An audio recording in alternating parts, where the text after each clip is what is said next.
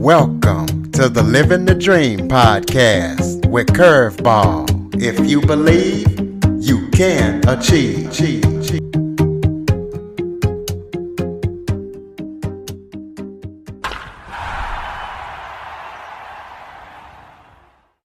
Welcome to the Living the Dream with Curveball podcast, a show where I interview guests that teach, motivate, and inspire.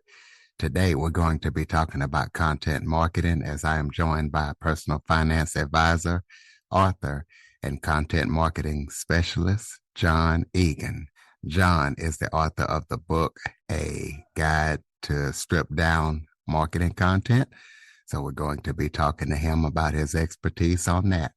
John, thank you so much for joining me today. It's my pleasure. Thank you. Why don't you start off by telling everybody a little bit about yourself? Well, sounds like we've got some things in common. I grew up in the Kansas City area and you're in Wichita. And I started off my career as a newspaper reporter and editor. And then I did content marketing for 3 companies following a period of time as a freelancer. And now I'm doing content creation and content marketing strategy on my own. Okay, so what made you want to get into content marketing, and what did you do as a journalist? Oh, well, so I was a newspaper reporter to start off with. And for most of the time, I covered state government in Missouri. So I was covering the governor's office, the House of Representatives, and various other agencies within state government. And it was very interesting. I learned a lot from it. And then I went on to be in different editing positions, including editor-in-chief at the Austin Business Journal. And now that I'm a freelance writer, I specialize in personal finance, but that's not the only thing I write about. So it's been kind of all over the map. Yeah, you have. And that was going to be my next question. You talk about the things that you've written regarding personal finance. Oh, gosh. I've written a lot about how to properly use credit cards, how to take out mortgages, how to get out of debt.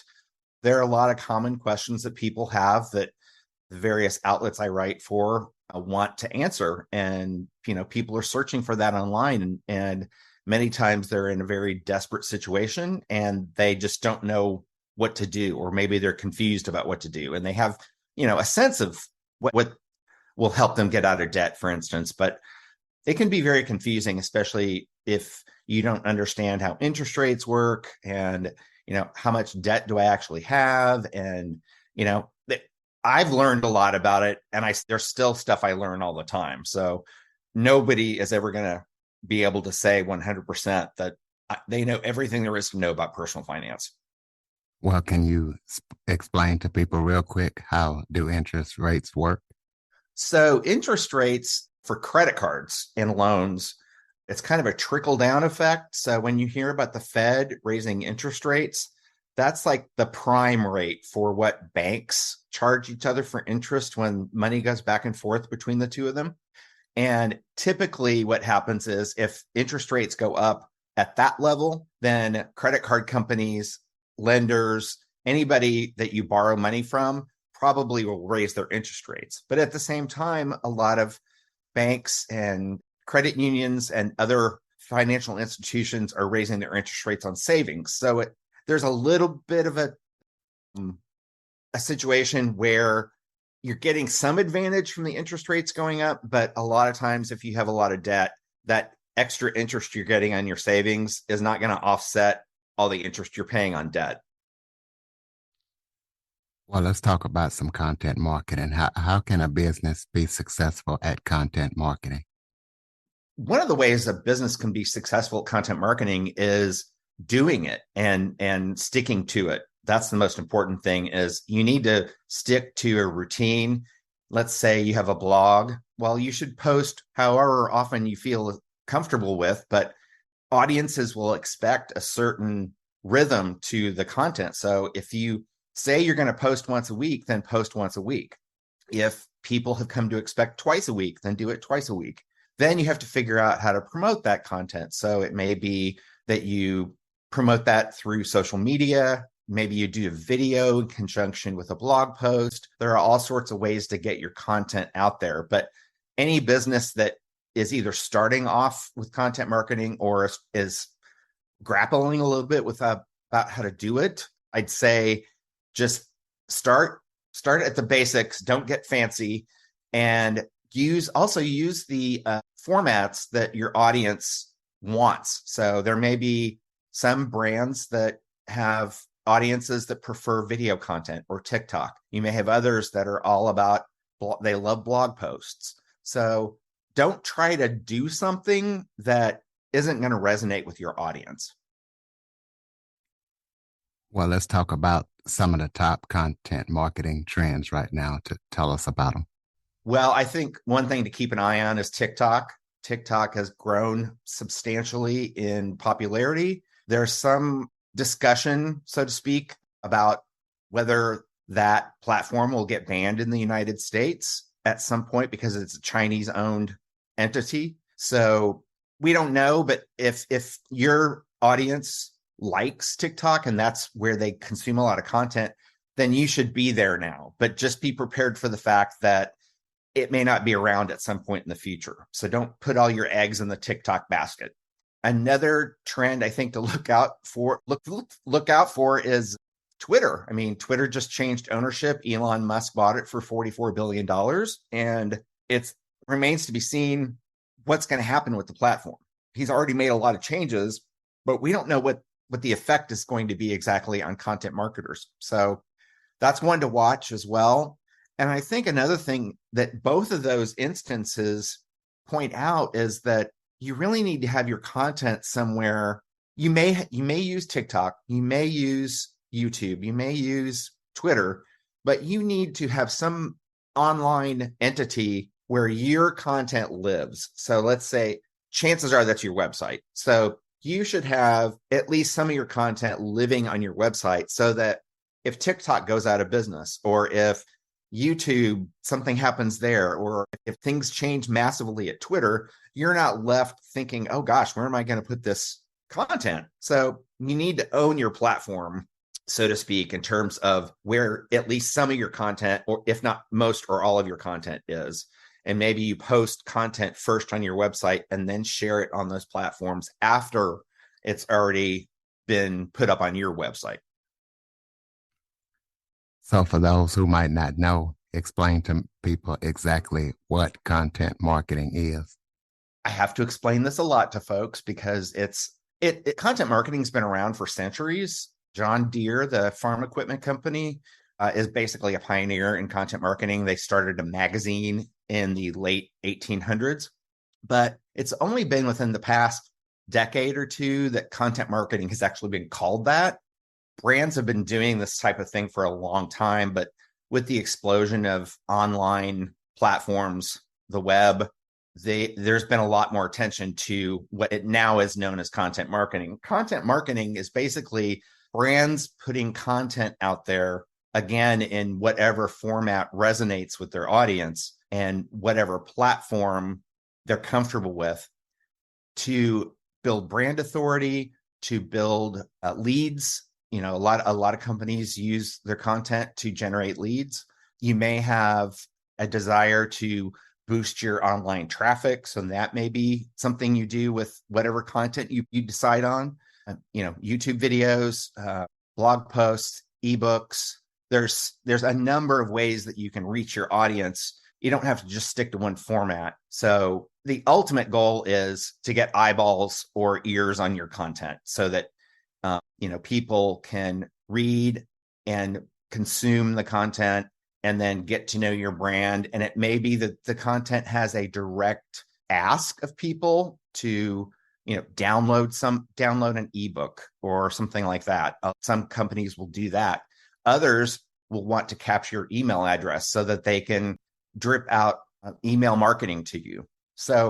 And there are other brands that just want to generate more traffic for their website. So there are different ways that brands use content marketing and different formats that they use to get that content out there. Is it possible to do content marketing without a blog? Why or why not? Yeah, it is. I would say, though, that blogging is one of the most popular types of content consumed online. So I think you're missing an opportunity if you don't have some sort of blog presence. but it doesn't necessarily have to be on your own website. You could blog, for instance, on LinkedIn. They allow the opportunity on LinkedIn to create articles on there that you can then distribute, or you may decide that we'll live in a newsletter format. There's one called, oh gosh, I'm recalling the name of it, but there are several subscription newsletter services that you can get your client, your customer base signed up for, and they can get content that way. So there's different ways of looking at that. Does content marketing always lead directly to revenue?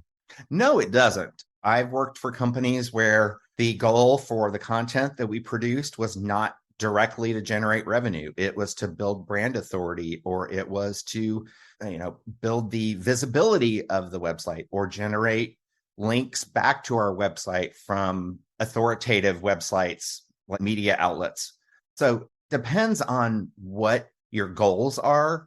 But if you do have revenue in mind as a primary goal, just know that that's not the only way you're going to be able to get revenue. There are other things you have to do: email marketing, advertising, whatever the mix you decide is best for you. But you can't say, oh, we're going to go all in on content marketing and that's what's going to drive our revenue. It's not going to happen that way. Well, let's talk about out attention spans. Explain to people what those are and why they are so short these days. Oh my gosh. I'm guilty of this too. We have very short attention spans because there's so much content out there. And I'm on Facebook, I'm on LinkedIn, I'm on Twitter, I'm on YouTube. And then you've got all the video streaming services and the regular cable channels and the regular TV networks and radio, and the list goes on and on. And so there's a lot of content out there that's fighting for our attention. And it's very easy for many of us, if not all of us, to get distracted by the content that's out there. And you may be reading something online and decide, oh, there's a really cool cat video that I just saw on YouTube. And so you jump over to YouTube. So it's a lot of it has to do with the fact that there's just so much out there and it's easy to get distracted by it. Well, tell listeners about your book. Tell us what we can expect when we read it and where we can get it. Well, the book is called The Stripped Down Guide to Content Marketing. And it is basically a nuts and bolts way of looking at content marketing for people who either never have done any content marketing or are fairly new to it. So it might be a startup, or it might be somebody who just joined a content marketing team and is doing content marketing for the first time.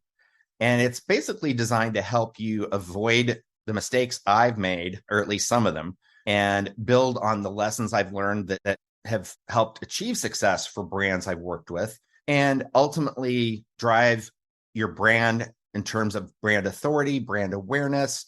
And in many cases, that can tie back to growing your revenue. Do you have any current or upcoming projects that you're working on that people need to know about? I'm just doing a lot of promotion on the book, which is the primary platform where you can get it is on Amazon. It's available in paperback, hardcover, and ebook format. So there's 3 different formats you can buy. Go out your contact information. How can people contact you or check out what you're up to? The best way to reach out to me would be through my website, which is johnegan.net. That's JOHNEGAN.net. And there's a way for people to contact me on there. And then there's a lot of information on there about the book, which comes out it's coming out in November. So stay tuned. Give us some final thoughts, maybe something that I failed to touch on that you would like to talk about, or any final thoughts that you have for the listener. I do think it's important, kind of going back to what you're saying about distraction, to make sure that the content you create is what your audience is looking for. You need to be answering questions that they have, that you need to be informing them, enlightening them, entertaining them. They'll keep coming back for more if you're giving them what they want. But if you go off on tangents and not produce the kind of content that they're interested in, then they're not going to come back. They're not going to consume that content. And then you'll be wasting your time and energy and money producing content that doesn't produce the results you want. Ladies and gentlemen, johnegan.net. Please be sure to check out his book when it comes out. Follow, rate, review, share this episode to as many people as possible. And if you enjoyed this episode or you enjoyed this show, please be sure to tell a friend. John, thank you so much for joining me today. Thank you. For more information on the Living the Dream podcast, visit www.djcurveball.com. Until next time, stay focused on living the dream.